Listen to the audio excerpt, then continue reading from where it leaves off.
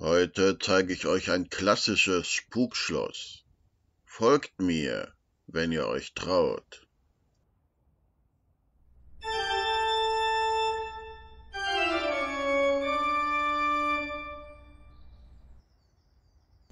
Willkommen, Freunde des Unheimlichen.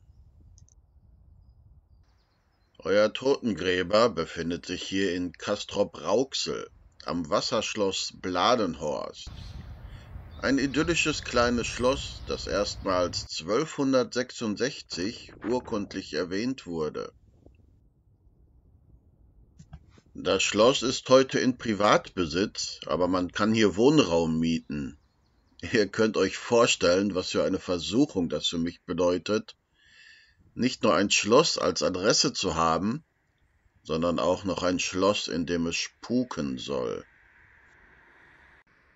Es gab hier schon paranormale Untersuchungen.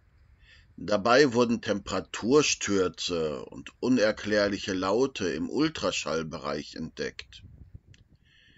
Dies muss jedoch in einem so alten Wasserschloss nicht ungewöhnlich sein. Aber was geistert eigentlich durch diese Hallen? Man sagt, gelegentlich gehe des Nachts die Gestalt einer weiß gekleideten Frau in den Räumen des Südflügels umher. 2021 führte das Stadtmagazin Castrop-Rauxel ein Interview mit dem Besitzer Herrn Mörke durch, der das Schloss 2007 kaufte. Ihm selbst ist das Gespenst bis dahin noch nicht begegnet. Jedoch wusste er folgende Geschichte zu erzählen. Vor einiger Zeit war ein Reporter aus Berlin zu Gast auf dem Schloss. Dieser war davon überzeugt, eine weiß gekleidete Gestalt hinter einem der dunklen Turmfenster gesehen zu haben. Doch Herr Mörke konnte den Gast beruhigen.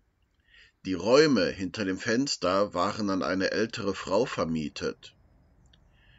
Später stellte sich jedoch heraus, dass die Frau zum fraglichen Zeitpunkt gar nicht anwesend war, sondern übers Wochenende ihre Kinder besucht hatte.